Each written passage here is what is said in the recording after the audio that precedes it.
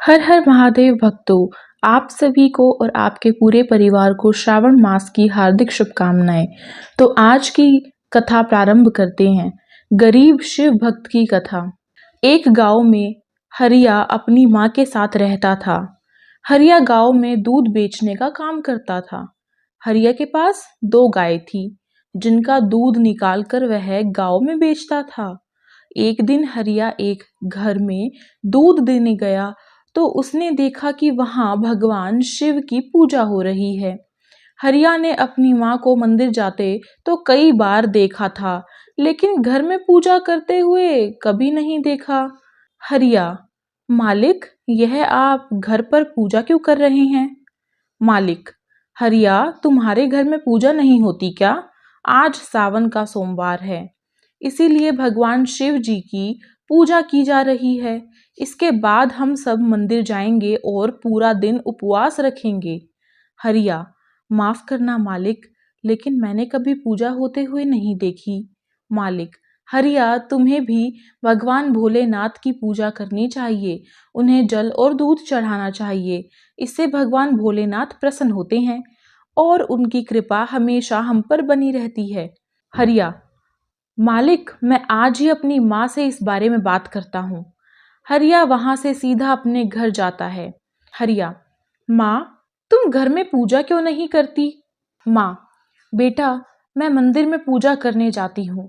घर में पूजा इसीलिए नहीं करती क्योंकि एक बार घर में पूजा करते समय एक सांप निकल आया था और उसने तुम्हारे पिता को काट लिया था, जिसके कारण उनकी मृत्यु हो गई।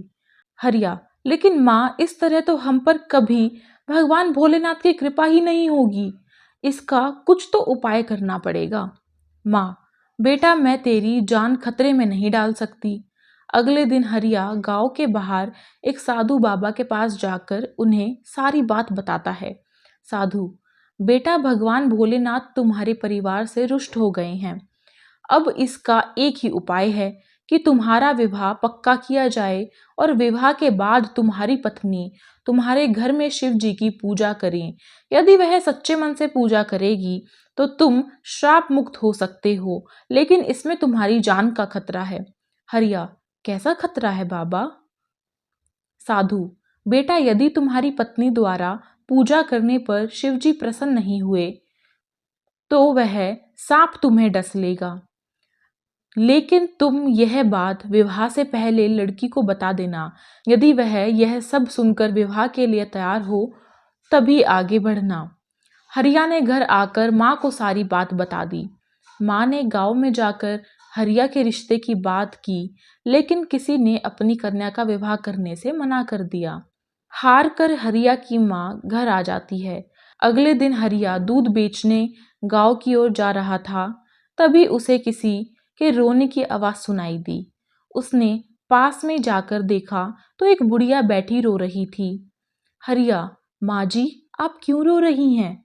बुढ़िया, बेटा, मेरी बेटी विवाह के योग्य है।